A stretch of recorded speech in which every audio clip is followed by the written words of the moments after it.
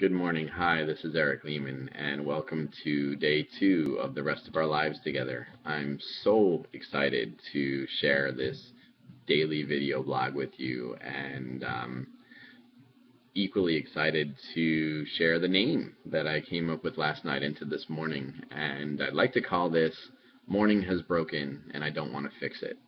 I'm a big fan of Cat Stevens' early work that speaks of, well, with the song Morning Is Broken.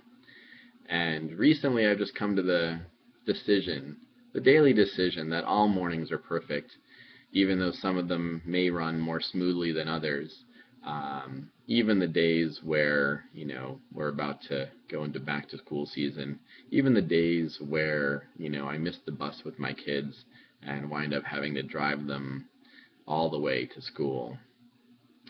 It's something I get to do, and if I call that a bad thing so early on in the day, then it's almost admitting defeat with so much of the day left to live. So instead of saying, morning is broken and let's fix it, all I'm saying is let's just be gentle with ourselves and know that each morning, whatever it brings to bear, is perfect. And today was no exception to that. It was totally perfect. I had a great time connecting with my kids, whether it was pouring milk for their cereal or just, helping watch the cobwebs leave their eyes as they woke up this morning. It was just great. And on top of that, I had a great cup of tea and then dove into some meditative stillness with a poem by Hafiz and a verse of the Tao Te Ching as translated by Wayne Dyer in the book Change Your Thoughts, Change Your Life. And so I'm just going to share a little bit. This morning's poem from Hafiz was a pretty impressive one. It kind of made a mark on my heart immediately when I even read the title. And the title is Dividing God. So pretty cool stuff from Mr. Hafiz. So I'm just going to read it, and then we can go from there. So, Dividing God, here we go. The morning starts singing when everyone is asleep, and the planets throw a bright robe around their shoulders and whirl up close to her side. Once I asked the moon, "Why do you and your sweet friends not perform so romantically like that to a larger crowd?" And the whole sky chorus resounded. The admission price to hear the lofty minstrels speak of love is affordable only to those who have not exhausted themselves dividing God all day and thus need rest. The thrilled tavern fiddlers who are perched on the roof do not want their notes to intrude upon the ears where an accountant lives, with a sharp pencil keeping score of words another, in their great sorrow or sad anger, may have once said to you. Hafiz knows. The sun will stand as your best man and whistle. When you have found the courage to when you have found the courage to marry forgiveness, when you have found the courage to marry love. Wow. I sort of just embraced the idea of marrying love. I feel like that was such a blessing this morning, such a great thing to read, and it helped me understand what it means to live this part of my life. I feel as though recently I've just fallen in love with love itself, and just I choose to live from a place of love in everything I get to do in the world, professionally, personally, and spiritually. Love is really the driving force that allows me to live the way I get to live and to experience the bliss and tremendous happiness that I experience almost every moment of every day.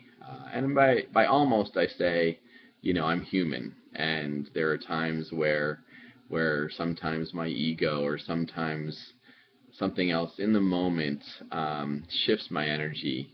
And the good news is that I know enough to come back to my practice, to come back to my discipline, to know that peace is just a meditation away, is just another 15 seconds of stillness away, and I get to return to happiness. So I'm excited to share that. The verse that that I got to read this morning was equally powerful. And at the end of the verse, there was a poem that I'm just going to read as well, because it's perfect how they intertwined, how Hafiz and Wayne Dyer kind of just met in the middle. And so the poem says, "Wisdom is knowing that I am nothing. Love is knowing that I am everything. And between the two, my life moves." So I think that's the truth. I think love is knowing that I am everything and that I have everything. And wanting anything more than I already have is what I think gets a lot of us in trouble. And so I just choose no longer to do that. I choose to just live as if I have more than enough, and to lean into it and to just love it, and I guess love me for what I get to be, or how I get to be, or what it means to be me, from here on in. And I think that's a great place to just share from. It's just love is such amazing energy, and it allows us to keep things simple. When you're lost in love, you can really do so much more, or be so much more. And I feel like that has really taken over my consciousness, my awareness. And when I know, and I humble myself, and I actually say from a truly humble place that I deserve love, and that I deserve to give and receive love, days are just so much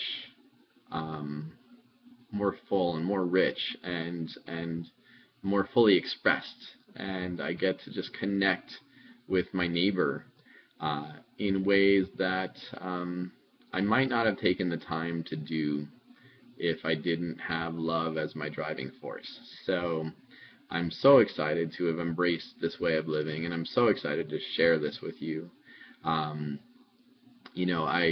I want to talk a little bit about discipline, because for so long I was a rebel from everything that was really good for me. I didn't want to do anything in a disciplined way, and I didn't believe in waking up and having any two mornings that looked alike.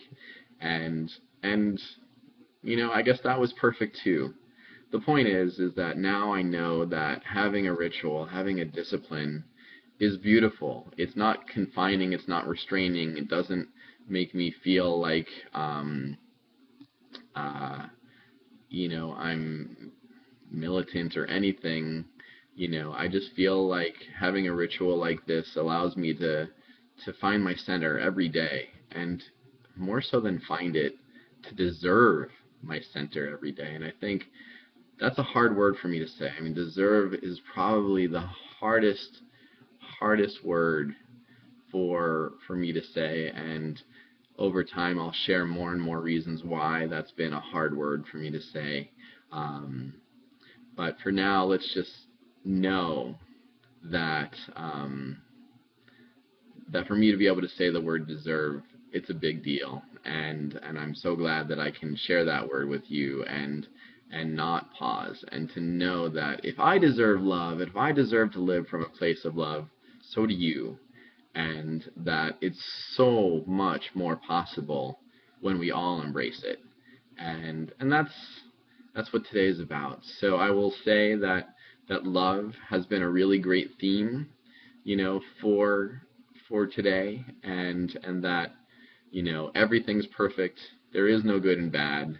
Morning's not broken, or if morning's broken, we don't need to fix it. There's nothing to fix, and I'm excited to live into this life with you. So on that note, I'm going to say goodbye for today, and I love you all, and I hope to see you again tomorrow in whatever form you show up. Thank you so much. Bye.